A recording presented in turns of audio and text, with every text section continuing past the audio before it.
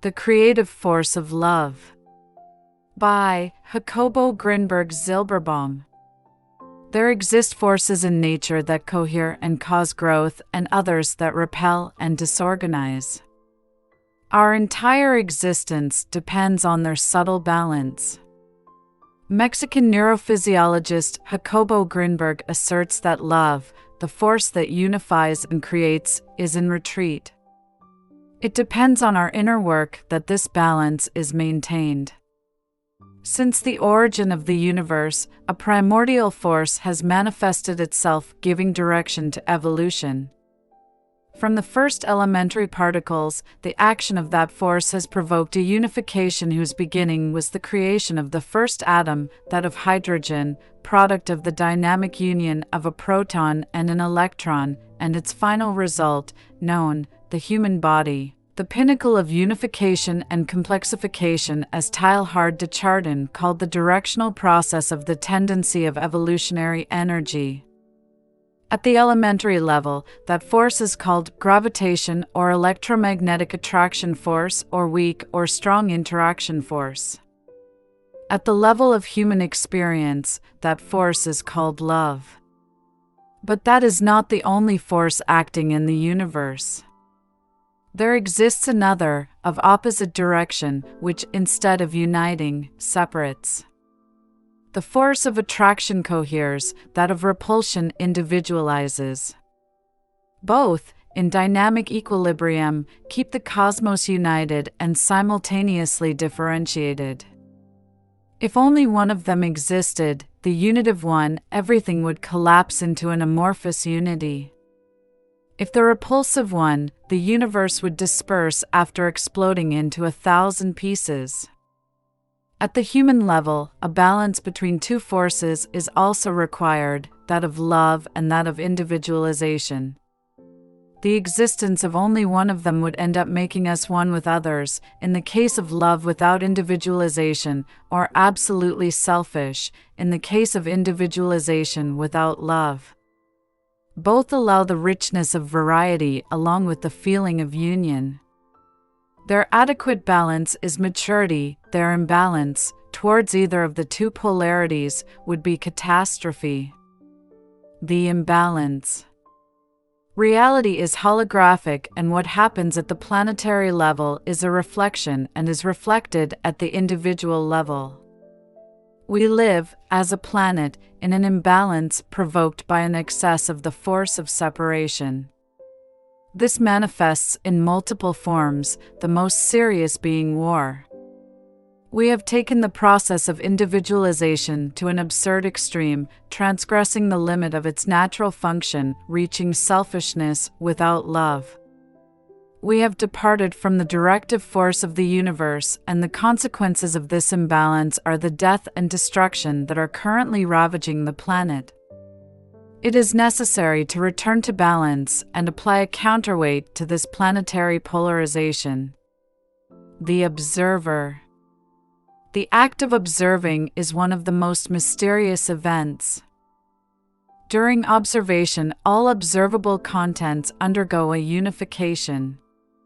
The limits of observation are unknown, since they change through training. Presumably, if this is adequate and profound, these limits undergo an expansion that allows unifying cognitive processes, organic events, emotional processing, sounds and images from the environment, etc.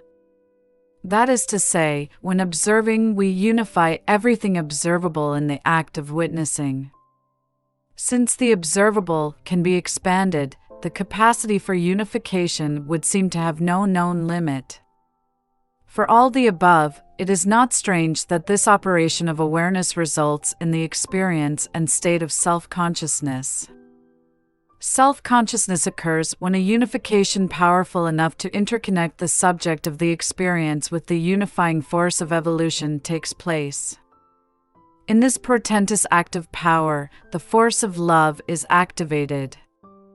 Meditation. Meditating, when done correctly, fills the one who does it with love precisely for the same reason. When meditating in an adequate way, the unification process is activated, and this setting in motion of this process acts as an attractor of the universal unification force. The connection with this force is experienced as love. But the connection with the unification force is not only produced in one direction. The subject who meditates and who therefore unifies in observation functions actively, not only receiving the force of love, but also granting it. They reproduce in their microcosm the same cosmic current of unifying power, and with it, they become a kind of generator of it, feeding the universe with it. Restoring balance. At no time in contemporary history has it been more urgent to restore the lost balance. The force of selfish dispersion is exalted and dominates that of unification.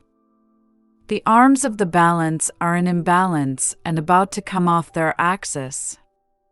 It is necessary to feed the cosmos with love, and the technique of unification through meditation is one of the most powerful tools to achieve it. The use of this tool implies the achievement of an equanimous and simultaneous observation of an ever-increasing number of components of the experience, both corporal, tactile sensations, thoughts, emotions, etc., and extracorporeal events and happenings of the environment. From self-consciousness to unity consciousness. When the equanimous and simultaneous observation of a sufficient number of experiences is achieved, self-consciousness is activated, which constitutes a first level of unification. In it the self is recovered and it is nuanced with love. A first contact with the universal unifying force takes place here. But if one continues adding contents of observation to the conscious observer, the contact with the unifying force is strengthened, and a moment arrives in which self-consciousness is transformed into unity consciousness. Here, the subject of the experience no longer establishes contact with the force of love, but becomes it entirely. The observer separate from the observed disappears to give rise to a union. Love. Our true heritage is love. We are the most finished product of the unification force, and our body is a work of art of balance and organization of billions of elements conjugated into an integrated unity.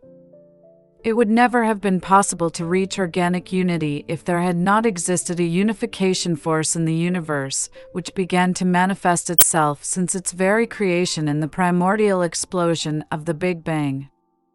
Before the creation of the cosmos, everything was perfect unity without differentiations or divisions. The creation of space, time, and matter activated a process of differentiation and distancing of dispersed units. However, something mysterious in spacetime decided to return to the origin, but with the gain of self-consciousness and the creation of a universe millionaire in manifestations.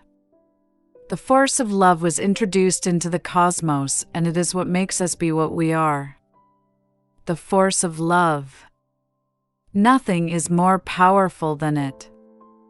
Everything succumbs to its fascination because it represents what has always existed even before the creation of the universe. The best way to overcome is by loving. Whoever has exercised that right knows what I mean. Fear disappears when it is loved. The same happens with confusion or even with hatred. Everything succumbs to the force of love and is transformed into it. There is nothing more urgent, at present, than learning to use that force. In fact, the very survival of the planet depends on our capacity to enlarge ourselves in love. The force of balanced attraction. Observing and loving. One can observe without loving, but it is not possible to love without observing. To observe, it is only necessary to remember that it is possible to observe. But for loving, remembering is not enough, it is also necessary to first connect in oneself. To love, one first needs to be in self-consciousness, and for that, as was said before, one needs to meditate, unifying the observed in observation. Remembering that one can observe is remembering that one is always beyond all identity. Let's suppose that I am confused or that I am afraid. If I remember that I can observe my confusion or my fear and I do so, I place myself in self-consciousness, no longer identified with the confusion or the fear but realizing their existence.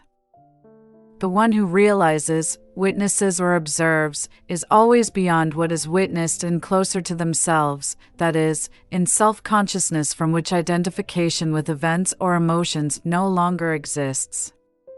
From self-consciousness love arises because it is not possible to love in identification, but from a healthy self.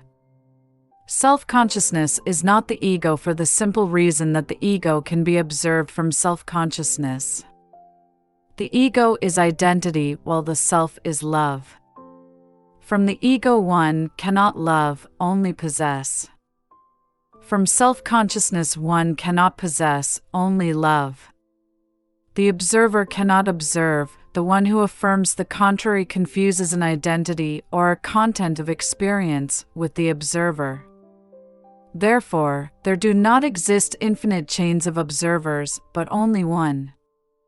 It is understood here that the tendency to unification possesses direction and the reason that allows affirming that the observer is the guide of this direction. The reason is simple: the observer is always in the next link, and the next link, when conquered, becomes a content of observation of the next link. Each step is unified in the next, and the observation, in addition to possessing direction, magnifies the unified totality. In this direction of unification, each step activates another quality of experience, which is unpredictable from the previous link. At a certain moment, a threshold is crossed and self-consciousness becomes unity consciousness. In unity consciousness, the self loses limits and expands to the degree in which knowledge, the knower, and the known become the same. By knowing oneself, the subject knows everything, since everything happens within themselves. There does not exist here the internal separate from the external, nor the observer different from the observed. The experience with respect to the world is that oneself is the world in a strange union in which there is no symbiosis, but also no separation. There it is understood that the image sees itself and simultaneously one exists as an individual. Everything in the experience of union is love and everything is one.